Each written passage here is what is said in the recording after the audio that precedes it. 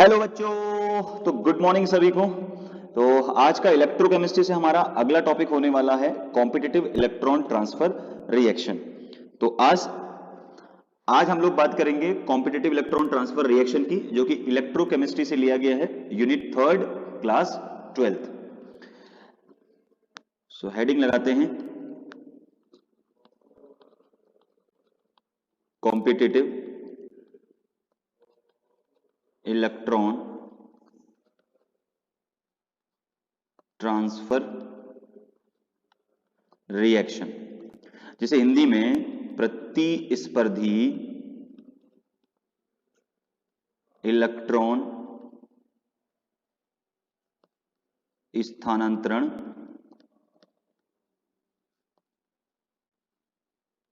अभिक्रिया कहते हैं। तो बच्चों, कॉम्पिटिटिव इलेक्ट्रॉन ट्रांसफर रिएक्शन होता क्या है, इसको हम दो केस से समझेंगे। तो मैं पहला केस लेता हूं, केस फर्स्ट। सपोज मानो कि आपके पास एक कंटेनर है और उस कंटेनर के अंदर एक सॉल्यूशन आपने भरा हुआ है। मेरे पास एक कंटेनर है और इस कंटेनर में हमने एक सॉल्यूशन ले लिया कॉपर नाइट्रेट का। सो मान लो आपने यहां से कॉपर नाइट्रेट का सॉल्यूशन लिया और इस कॉपर नाइट्रेट के सॉल्यूशन में हमने एक जिंक की रॉड डिप कर दी। ये हमारे पास है Zn रॉड, और ये जो पूरा सॉल्यूशन होगा बच्चों, ये पूरा सॉल्यूशन होगा आपके पास डार्क ब्लू कलर का। ये जो पूरा सॉल्यूशन आपको दिखाई दे रहा है, ये कैसा होगा? डार्क ब्लू कलर का। चलिए, ऐसा क्यों, समझाते हैं आपको।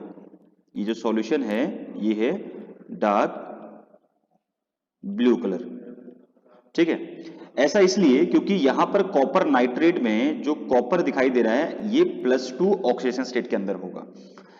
होता क्या है, कॉपर या आपको +1 फॉर्म में मिलेगा या आपको कॉपर +2 के फॉर्म में मिलेगा। जब भी कॉपर आपको +1 के फॉर्म में मिलता है तो कॉपर का जो सॉल्यूशन होगा वो आपको मिलेगा कलरलेस, और जब भी कॉपर +2 ऑक्सीडेशन स्टेट में होता है आपको सॉल्यूशन मिलेगा dark blue colour, dark blue colour, ठीक है।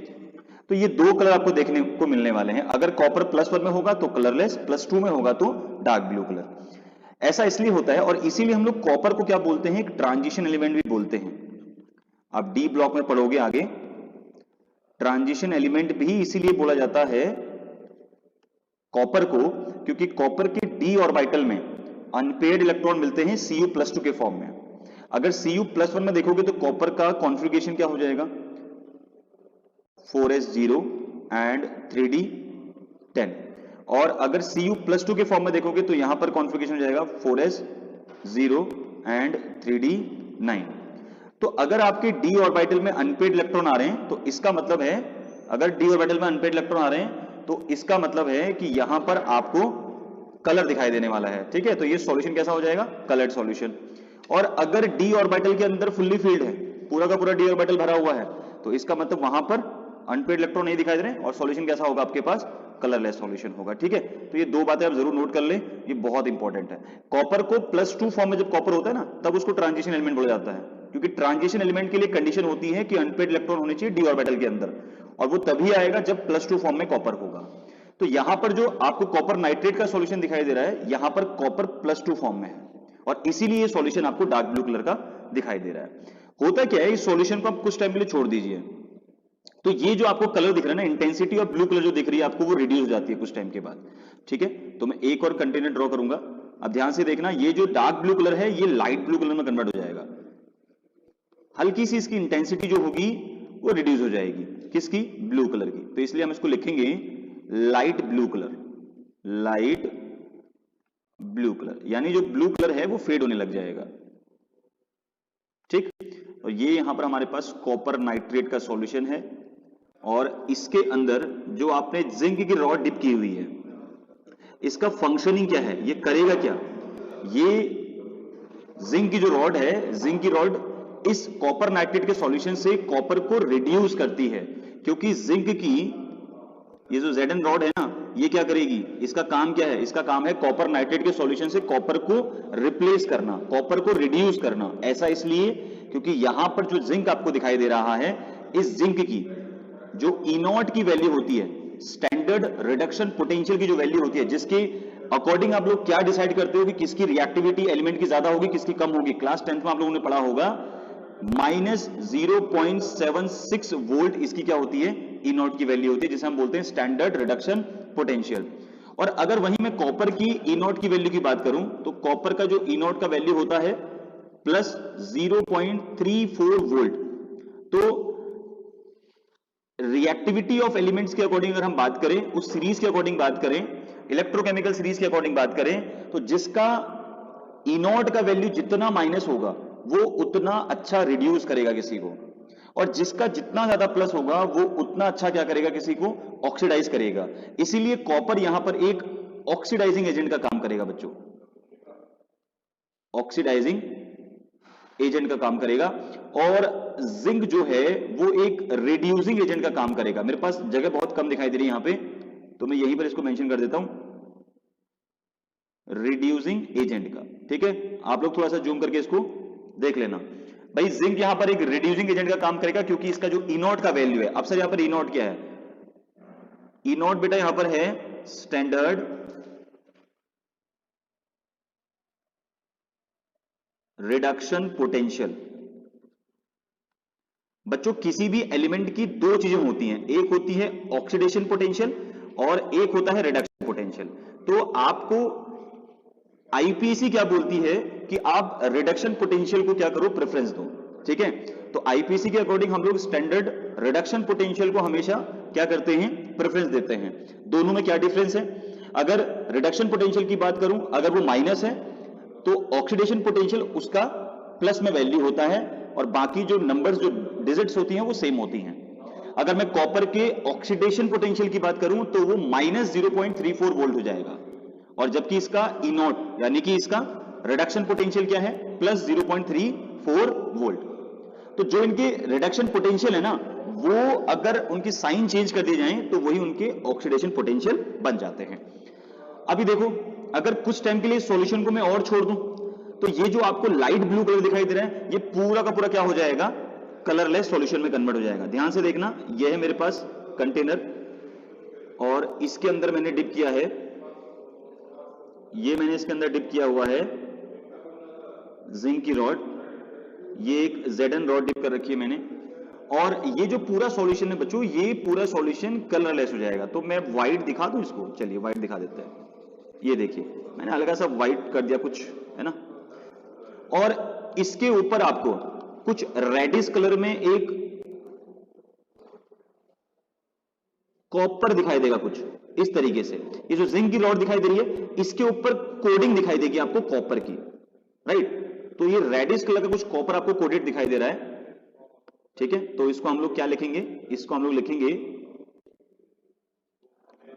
Deposition of copper on surface of Zn rod. तो बच्चों हो क्या रहा है, जिंक रॉड के ऊपर कॉपर डिपॉजिट हो रहा है। ऐसा क्यों, अभी बताते हैं आपको ऐसा क्यों। देखो ये जो जिंक है ये ऑक्सीडाइज होगा, ये खुद से ऑक्सीडाइज होगा, यानी खुद का ऑक्सीडेशन करेगा, और जब खुद का ऑक्सीडेशन करेगा तो जिंक यहां से सॉल्यूशन के अंदर आएगा Zn+2 के फॉर्म में। ध्यान से सुनना, जिंक किस फॉर्म में आ रहा है, Zn+2 के फॉर्म में सॉल्यूशन के अंदर आ रहा है, और सॉल्यूशन के अंदर क्या है, Cu+2 है। वो Cu+2 कहां जाएंगे, रॉड के ऊपर जाएंगे।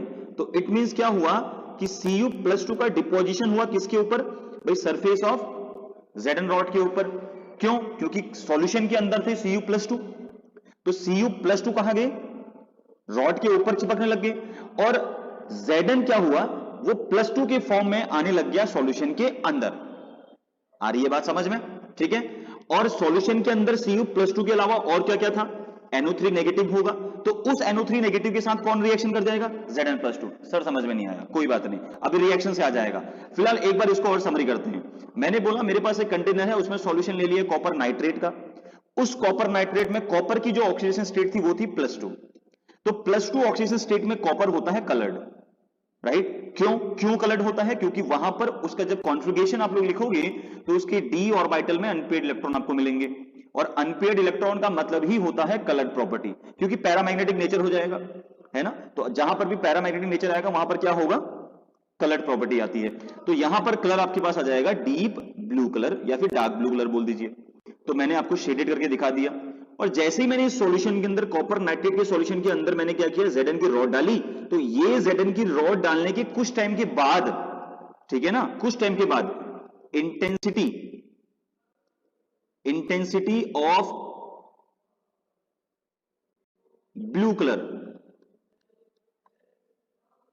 रिड्यूस्ड, क्या होगा, इंटेंसिटी ऑफ ब्लू कलर क्या हो जाएगी, कम हो जाएगी, यानी कि तीव्रता जो होगी ब्लू कलर की वो क्या होने लग जाएगी, धीरे धीरे घटने लग जाएगी। सो क्या हुआ, वो जो डार्क ब्लू कलर था बच्चों वो लाइट ब्लू कलर में कन्वर्ट हो गया, है ना, कुछ आपको लाइट लाइट ब्लू कलर का दिखाई देगा। और इस जिंक रॉड को, जब ये जिंक रॉड आप इस सॉल्यूशन के अंदर डाल रहे थे तो हो क्या रहा था, जिंक रॉड क्या कर रहा था, कॉपर को रिप्लेस कर रहा था। तो हुआ क्या होगा कि जिंक के प्लस आयन जो है, +2 आयन जो है वो सॉल्यूशन के अंदर आए होंगे, जैसे कि आपको तीसरे डायग्राम में दिखाई दे रहा है। मैंने क्या दिखाया आपको, Zn+2 सॉल्यूशन के अंदर टूट के आ रहा है और सॉल्यूशन के अंदर से Cu+2 कहां जा रहा है, रॉड के ऊपर, और रॉड के ऊपर कॉपर चिपकने लग जाएगा, और वो जो चिपकेगा वो आपको किस कलर का दिखाई दे रहा है, वो रेडिश कलर का दिखाई दे रहा है कुछ, ठीक है, ठीक है, डिपोजिशन ऑफ रेडिश कॉपर लिख सकते हो आप, रेडिश कॉपर, क्योंकि रेड रेड कलर का कुछ आपको कॉपर दिखाई देगा, कुछ बुक्स के अंदर रेडिश ब्राउन दिखाई देता है, आप रेड लिख लीजिए वो आपके लिए काफी है, ठीक। तो ये कुछ हुआ। अब इसको हम लोग रिएक्शन से समझते हैं, ठीक है, इसको हम लोग रिएक्शन से समझते हैं और फिर इसको कनेक्ट करते हैं कि कॉम्पिटिटिव इलेक्ट्रॉन ट्रांसफर रिएक्शन को क्यों बोला जाता है। तो चलिए मैं नेक्स्ट पेज लेता हूं, आप लोग इसको पॉज करके स्क्रीनशॉट ले लीजिए या फिर इसको नोट कर लीजिए, ठीक है। चलिए आप देखते हैं बच्चा हुआ क्या, यहां पर दो तरीके की रिएक्शन हुई। अगर मैं रिएक्शन की बात करूं तो यहां पर दो तरीके की रिएक्शन आपने देखी होंगी, एक ऑक्सीडेशन हाफ सेल रिएक्शन,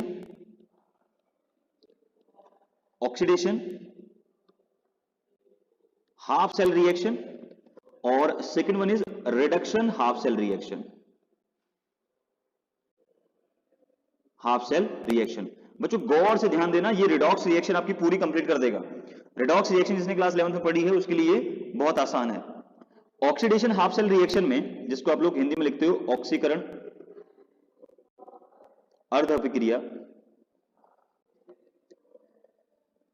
और अपचयन अर्ध अभिक्रिया, ठीक है, ये आपका हिंदी का पोर्शन हो गया।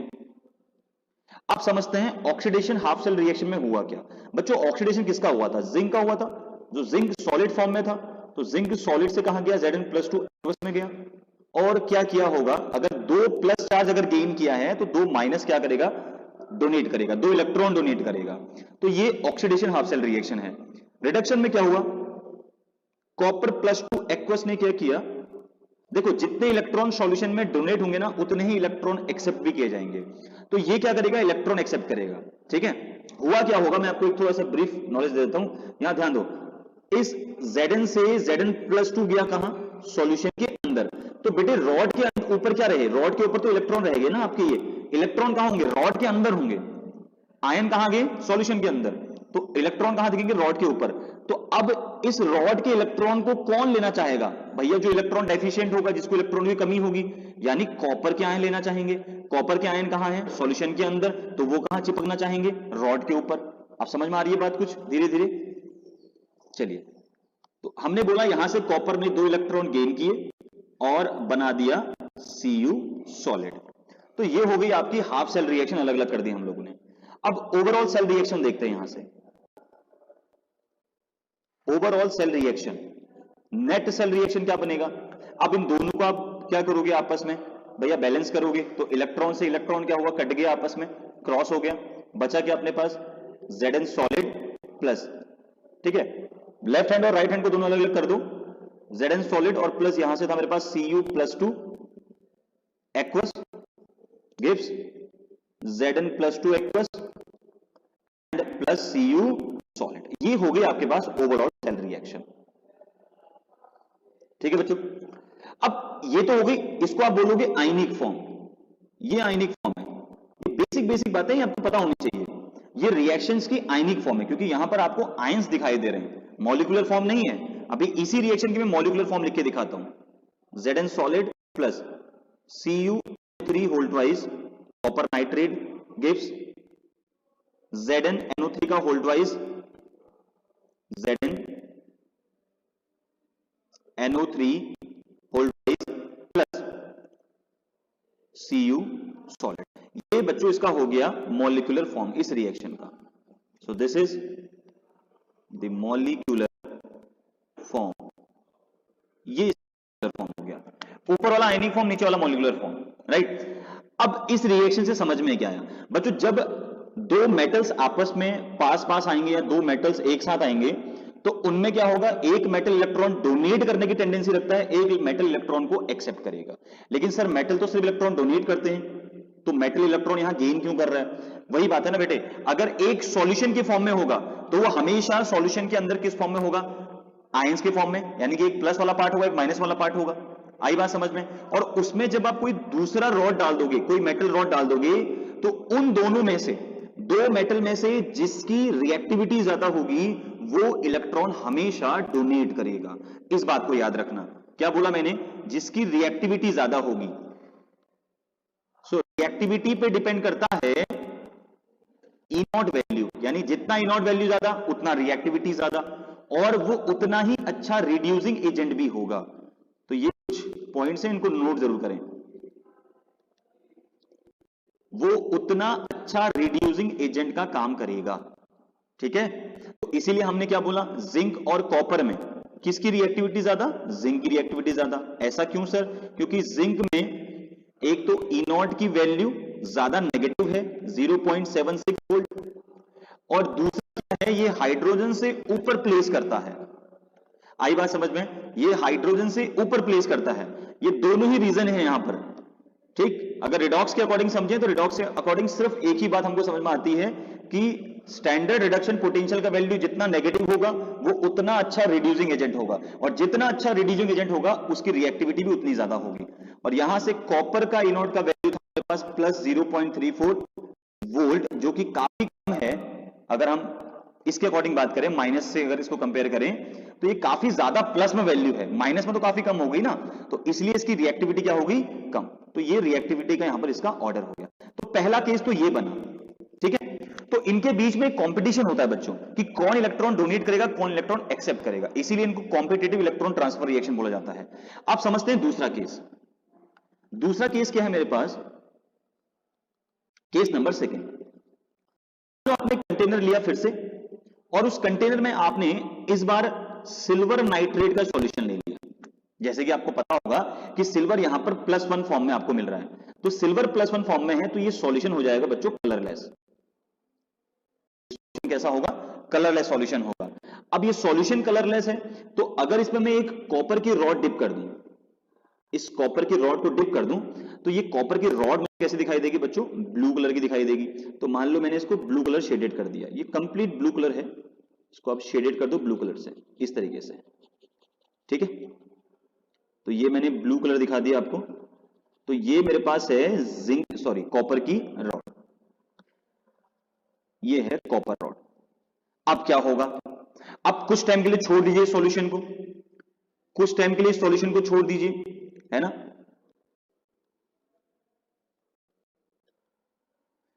सॉल्यूशन को छोड़ दीजिए, तो आप कुछ टाइम के बाद इस सॉल्यूशन के अंदर क्या देखोगे?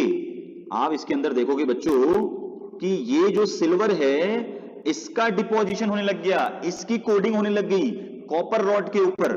तो मैं क्या करूंगा? देखो सिल्वर है, कॉपर है ना, तो किस कलर का होगा? सिल्वर कलर का होगा। तो इट मींस कि इतना हिस्सा छोड़ दीजिए आप, इतना हिस्सा सपोज हमने मान लिया, अब हमें पता तो नहीं है कि कितना हिस्सा होगा, लेकिन मान लिया हमने इतना हिस्सा कॉपर से सिल्वर से क्या हो गया? सिल्वर से कोडिंग हो गया। अब ये यहां पर कोडिंग हो गई सिल्वर की,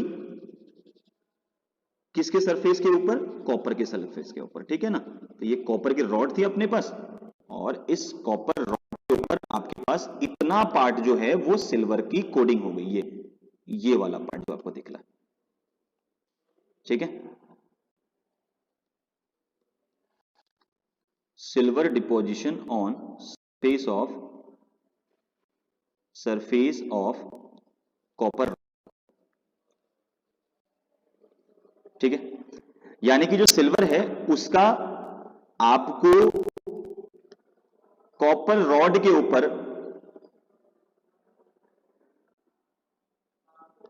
इसको हम फिर से लिख देते हैं, silver deposited on the surface of copper rod. अब ये जो सॉल्यूशन था बच्चों सिल्वर नाइट्रेट का, ये सॉल्यूशन हल्का सा ब्लू होने लग जाएगा। अब क्यों? क्योंकि कॉपर जो होगा वो ऑक्सीडाइज होगा और सॉल्यूशन के अंदर आएगा। कॉपर के जो आयन हैं वो टूट के कहां आएंगे? कॉपर के आयन टूट के आएंगे, Cu+ टूट के आएगा सॉल्यूशन के अंदर। तो ये सॉल्यूशन को कैसा कर देगा? लाइट ब्लू कर देगा। हल्का हल्का जो सॉल्यूशन है वो लाइट ब्लू होने लग गया। तो सॉल्यूशन आपका हो गया लाइट ब्लू कलर। ऐसा क्योंकि कॉपर का क्या हो गया यहां से? ऑक्सीडेशन। कॉपर का क्या हुआ बच्चों? ऑक्सीडेशन। और सिल्वर का हो रहा है रिडक्शन। तो सिल्वर कॉपर की रॉड के ऊपर जाके चिपकेगा और कॉपर के आयन जाके आएंगे सॉल्यूशन के अंदर। अब फिर से आप इसको कुछ टाइम के लिए छोड़ दीजिए। कुछ टाइम के लिए छोड़ोगे तो क्या होगा? धीरे धीरे ऑक्सीडेशन बढ़ेगा और धीरे धीरे रिडक्शन बढ़ेगा। रेडॉक्स रिएक्शन आगे प्रोसीड कर रही है और जब रिडॉक्स रिएक्शन प्रोसीड करेगी तो क्या होगा? इस सॉल्यूशन के अंदर कॉपर के आयन और ज्यादा अमाउंट में आने लग जाएंगे। अब ये जो कलर होगा ये आपको डार्क ब्लू कलर का दिखाई देने लग जाएगा। कैसा कलर दिखाई देगा? डार्क ब्लू कलर कुछ दिखाई देगा। ये देखिए, तो मैं आपको थोड़ा सा ब्लू कलर डार्क दिखा रहा हूं। तो ये मैंने डार्क ब्लू कलर दिखा दिया आपको, ठीक है। तो ये जो पूरा सॉल्यूशन है बच्चों ये गया सिर्फ और सिर्फ कॉम्पिटिटिव इलेक्ट्रॉन ट्रांसफर रिएक्शन की वजह से, ठीक है। और यहां पर जो कोडिंग होगी वो भी बढ़ जाएगी। अब इतना सिल्वर से कोडेड हो गया, ये इतना पार्ट जो है ये सिल्वर से कोडेड है, ठीक है। तो यहां पर इतना पार्ट ये तो कॉपर रॉड का है जो सॉल्यूशन के अंदर डिप नहीं है, और जो सॉल्यूशन के अंदर गया हुआ पार्ट था वो आपके पास सिल्वर का है। तो हम लिखेंगे Ag deposited on the surface of copper rock। ये बढ़ चुका है।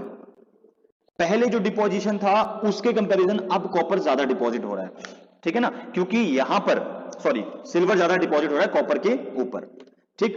ऐसा इसलिए हो रहा है क्योंकि कॉपर की जो रिएक्टिविटी है वो सिल्वर से काफी ज्यादा होती है यहां पे, ठीक। अब इसका हम लोग आपको बता, अगर हम रिएक्टिविटी की बात करें यहां से, कॉपर और सिल्वर में कॉपर ज्यादा रिएक्टिव होगा। ऐसा क्यों सर? अभी हम लोगों ने बताया कि जितना नोट का वैल्यू जितना प्लस होगा, जितना ज्यादा पॉजिटिव में उसकी रिएक्टिविटी होती है कम। रिएक्टिविटी को बढ़ाने के लिए ई नॉट यानी कि रिडक्शन स्टैंडर्ड रिडक्शन पोटेंशियल का जो वैल्यू है वो माइनस में होना चाहिए, और सिल्वर का होता है ई नॉट बराबर 0.80 वोल्ट, ये वैल्यू प्लस है। तो बच्चों किसकी वैल्यू आपको ज्यादा दिखाई दे रही है? प्लस में सिल्वर की वैल्यू दिखाई दे रही है। तो प्लस में वैल्यू बढ़ेगी तो रिएक्टिविटी अपने आप कम हो जाएगी। बात समझ में आ गई? इसीलिए अगर यहां पर रिएक्टिविटी की बात करें तो रिएक्टिविटी किसकी ज्यादा होगी? रिएक्टिविटी ज्यादा होगी कॉपर की। तो अगर कॉपर की रिएक्टिविटी ज्यादा है तो कॉपर यहां पर काम करेगा एक ऑक्सीडाइजिंग एजेंट का, रिड्यूसिंग एजेंट का, एक काम करेगा रिड्यूसिंग एजेंट का, ठीक। तो ये रिड्यूस करेगा सिल्वर को, और सिल्वर क्या करेगा? एक ऑक्सीडाइज करेगा, जिसको आप लोग बोलते हो हिंदी यहां बोलते हो ऑक्सीकारक। मैं एक जगह एक बताऊंगा आपको हिंदी में क्या बोलते हैं, उसको मेंशन करते रहना, ठीक।